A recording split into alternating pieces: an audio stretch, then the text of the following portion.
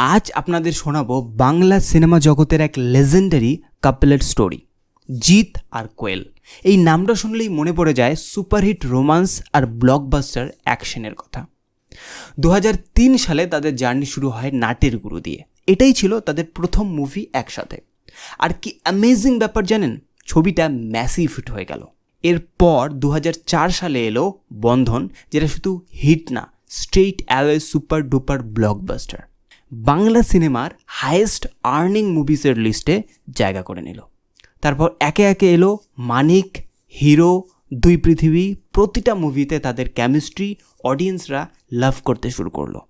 2012 সালে এলো 100% লাভ, যেটা অ্যাকচুয়ালি একটা তেলুগু ফিল্মের বেঙ্গলি রিমেক।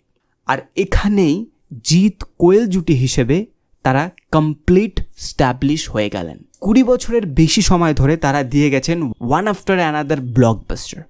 রোমান্স থেকে অ্যাকশন সবেতেই তাদের ম্যাজিক। এই হলো জিৎ কোয়েলের ইনক্রেডিবল জার্নি, যারা বাংলা সিনেমার অবিসংবাদিত স্টার কাপল।